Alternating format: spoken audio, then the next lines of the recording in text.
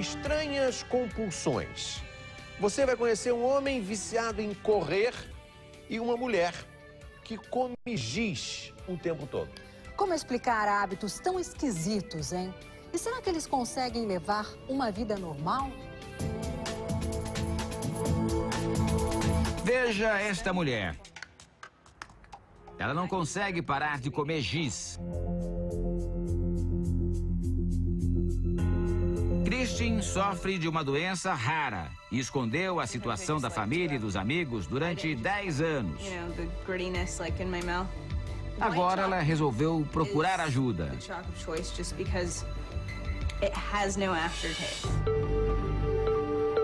Já este homem tenta cumprir uma missão quase impossível: correr 160 quilômetros em 24 horas. A compulsão dele por correr coloca em risco o relacionamento com as outras pessoas. Será que ele vai encontrar um limite?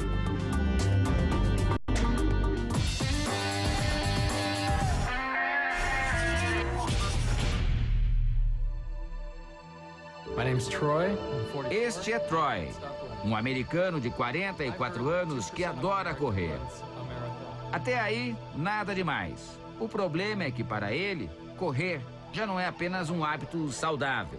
Se tornou um vício fora de controle. Troy corre pela manhã, à tarde e à noite. No total, são 4 horas em que ele percorre 32 quilômetros por dia, faça chuva ou faça sol.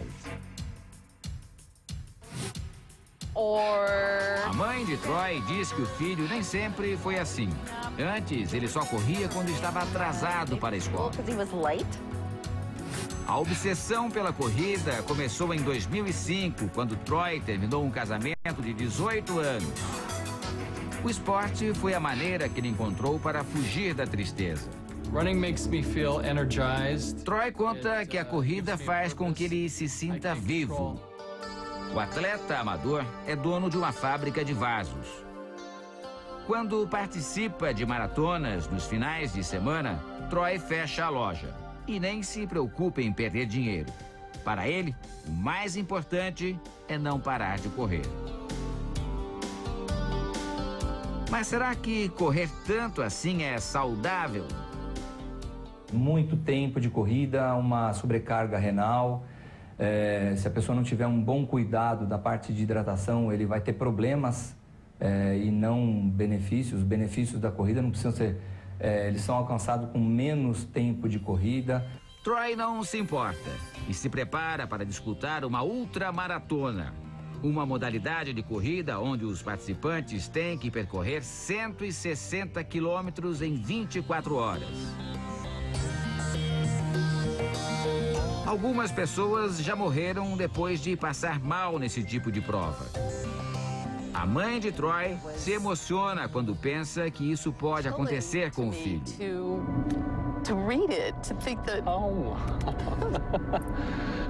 As pessoas morrem em todas as provas que você ouve falar. Maratonas, São Silvestre, provas de meia maratona. Normalmente são as pessoas que se inscrevem dizendo estarem aptas a praticar a prova, a fazer o percurso, e elas normalmente não estão. A vida pessoal de Troy está abalada pelo vício em corridas. Jennifer é a atual namorada dele. Ela até o acompanha em alguns treinamentos, mas se sente deixada de lado enquanto Troy corre. Ele reconhece que não se dedica ao namoro como deveria. Para Troy, a prioridade é correr. Quando os dois vão juntos ao cinema, ele confessa que costuma pegar no sono. O vício em correr a gente pode intitular como algo saudável. O grande problema é quando isso extrapola um limite esperado em um nível de equilíbrio. Ou seja, a pessoa perde a vida social, ela acaba deixando a família de lado para manter esse tipo de comportamento e muitas vezes ela para de trabalhar ou fecha o seu próprio negócio para sustentar essa dependência. Não é à toa que Troy não consegue parar. A atividade física libera uma substância no corpo que causa a sensação de bem-estar. As pessoas, elas se tornam viciadas não é pela atividade física, elas se tornam viciadas pela endorfina. Sempre que ela terminar a atividade física, ela vai ter uma recompensa no organismo de endorfina. Ela faz com que a pessoa se sinta tranquila, dá aquela paz de espírito. Troy e Jennifer vão a um restaurante para ter uma conversa séria sobre o relacionamento. Os dois discutem por horas. Jennifer diz que sonha em casar e ter filhos com Troy. Marriage and a kid. Ela pensa num futuro ao lado dele, mas sem tanta corrida. Troy não parece gostar da ideia. Ele não aceita diminuir o ritmo. Jennifer se irrita. Esta é a cidade de Fountain Hills, no estado do Arizona. São 5h45 da manhã. Faltam 15 minutos para o maior desafio da vida de Troy. A ultramaratona em que ele deverá percorrer 160 quilômetros em 24 horas. Troy diz que se sente preparado. Jennifer está preocupada com a competição. Muitas das pessoas que iniciam a corrida não conseguem chegar ao fim. Por isso, ela decide estar presente e ajudar Troy caso ele queira desistir. Começa a prova.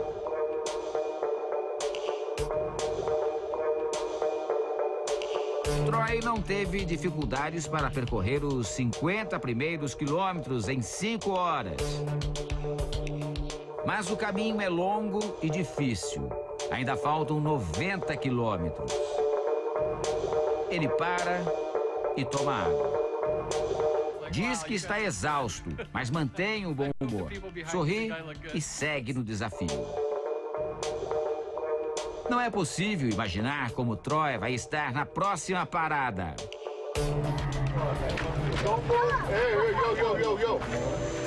13 horas e meia de disputa se passaram.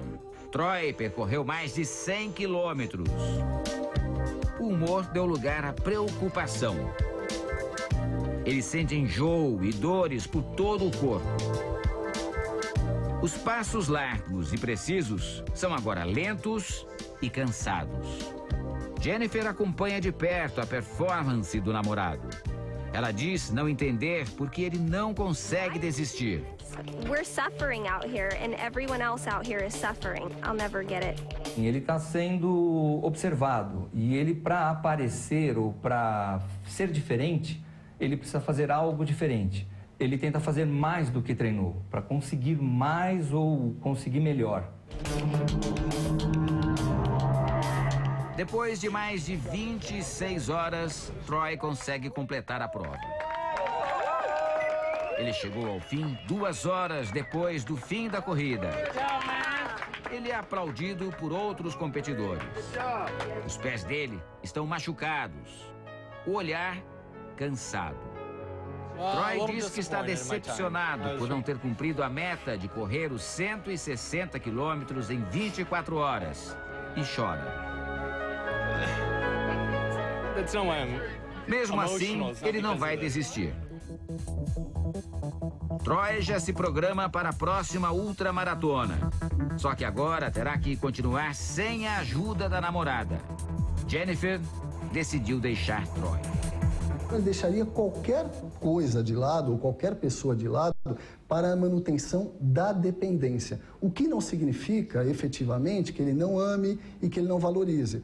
Mas ele não consegue se desprender do vício e do comportamento de correr. O vício da corrida já virou parte da vida dele. Uma necessidade básica, como dormir e comer. E ele nem pensa em parar. Christine é uma típica jovem americana. Ela tem 22 anos e mora em Hollywood. Trabalha numa produtora de vídeo e quer ser diretora de cinema. Christine tem 2 manias. Uma delas é passar horas dentro de uma loja de discos. A outra é bem mais preocupante. A garota gosta de comer giz, daqueles porosos que os professores usam na sala de aula. As imagens impressionam. Kristin sofre de uma doença rara, um distúrbio que faz com que a pessoa sinta um apetite compulsivo por coisas não comestíveis. Não existem pesquisas efetivas para chegar à conclusão do porquê desse tipo de ato, mas algumas dizem que a pessoa acaba tendo um alívio através da ingestão daquele objeto e esse alívio diminui um ciclo de ansiedade. Kristin conta que come giz todos os dias há 10 anos. Ela ingere pelo menos 3 pedaços grandes por dia. Carrega caixas com giz dentro da bolsa para comer quando está na rua. Ao todo, são mais de 10 quilos de giz por ano. Kristin tem preferências. Diz que o giz da cor branca é mais gostoso. Now, if I were desperate, I'd eat a colored one. I'm sorry, get up. Os hábitos estranhos de Kristin começaram cedo. Quando era criança, ela comia gafanhotos. Depois passou a se alimentar de terra. Quando morava na casa da mãe, este era o lugar preferido de Kristin. O transtorno origina-se na infância, passando para a adolescência e muitas vezes seguindo para a idade adulta. A família descobriu o problema há apenas 5 meses. As irmãs acham a situação engraçada, mas concordam que ela deveria deixar de comer giz. I just think it's weird. Yes, I think she should stop. I think she should stop. Além do giz, Kristin confessa que também come as pedrinhas do piso da beira da piscina. I would buy it and eat it. A jovem faz uma declaração ainda mais impressionante. Ela revela tomar sabão líquido sempre que lava a roupa. As irmãs ficam assustadas. Mas afinal, quais são as consequências para o organismo de ingerir substâncias como giz, terra, pedras e sabão? Pode levar a sintomas, eventualmente a uma gastrite, mas principalmente a sintomas como náuseas, vômitos, alteração do ritmo intestinal, que pode ser diarreia, ou uma constipação intestinal. Kristin disse sentir uma idiota. Gerald é o melhor amigo dela. Os dois se conhecem há muitos anos e trabalham juntos. Mesmo sendo tão próximos, só há poucos dias, Kristin teve coragem de confessar a doença ao amigo. Ele se surpreendeu. Achou o comportamento da amiga coisa de gente louca.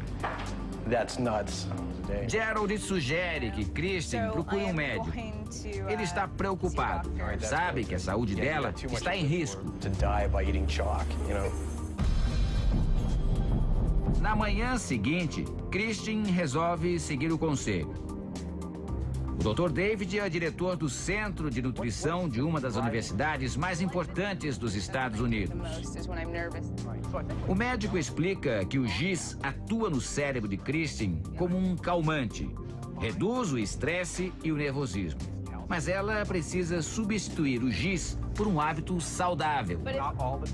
Kristin não aceita a sugestão. Ela se despede do médico e vai embora.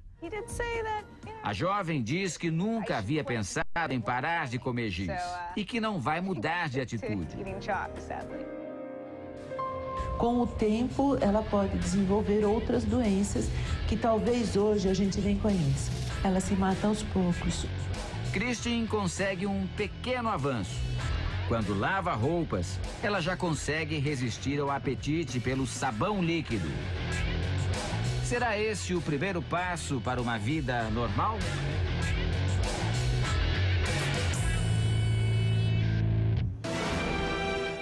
O Domingo Espetacular termina agora. Não perca a seguir, tem o filme Refém. Uma boa noite pra você. Uma boa noite, uma ótima semana para você. Boa noite, boa sorte.